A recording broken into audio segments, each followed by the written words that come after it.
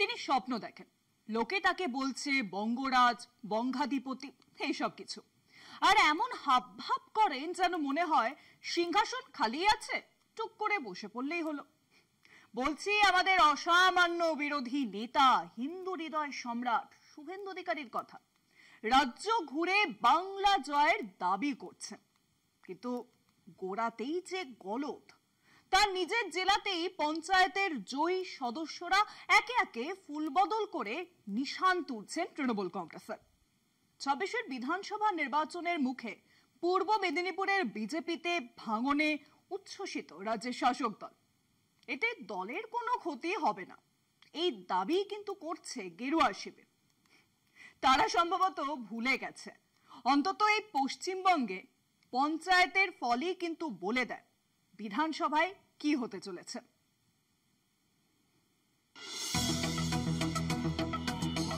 নির্বাচনের মুখে ফের ধাক্কা পূর্ব মেদিনীপুরের বিজেপিতে।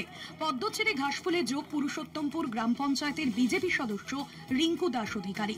কয়েকদিন আগে ওই পঞ্চায়েতেরই আরেক জয়ী বিজেপি সদস্য নিরুপমা সাঁতরা তৃণমূলে যোগ দেন। পুরুষোত্তমপুর গ্রাম পঞ্চায়েতের 17টি আসনের মধ্যে 7টি ছিল তৃণমূলের দখলে, 5টি বিজেপির ও কংগ্রেসের ছিল 2টি। এর বাইরে 2টি আইএসএফ এবং 1টি আসন ছিল সিপিএম এর দখলে। নির্বাচনের ফল বেরোনোর পর তৃণমূলকে ক্ষমতা থেকে সরাতে জোট বাঁধে সমস্ত বিরোধীরা। বোর্ডও গঠন হয়, কিন্তু পরপর 2 বিজেপি সদস্যের দলবদলে তৃণমূলের সামনে ফের ক্ষমতা দখলের হাতছানি। বর্তমান সংখ্যার নিরিখে বিরোধীদের পিছনে ফেলে দিয়েছে তৃণমূল। 2 সদস্য পদ্ম ছেড়ে ঘাসফুলে যোগ দেওয়ায় বিরোধী দলের সদস্য সংখ্যা 10 থেকে কমে দাঁড়িয়েছে 8-এ। অন্যদিকে ক্ষমতা বাড়িয়ে শাসক দল 7 থেকে পৌঁছে গিয়েছে 9। স্বাভাবিকভাবেই পঞ্চায়েত দখলে ঝাঁপিয়ে পড়েছে তৃণমূল। পুরুষোত্তমপুর বাজারে আমাদের পাড়া আমাদের সমাধান প্রস্তুতি সভায় যোগদানের পর বিজেপিকে হুঁশিয়ারি তমলুক সাংগঠনিক জেলার তৃণমূল সভাপতি সুজিত রায়।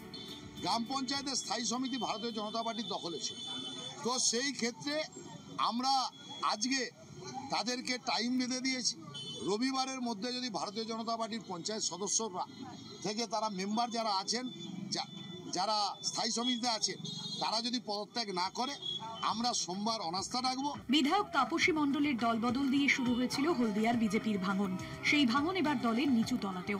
বিধানসভার আগে ঘর গোছানোর বদলে ঘর ভাঙার তীরে বিদ্ধ বিরোধী দলনেতার নিজের জেলায়। হলদিয়া থেকে সৌম্যজিৎ চট্টোপাধ্যায়ের রিপোর্ট, কলকাতা টিভি।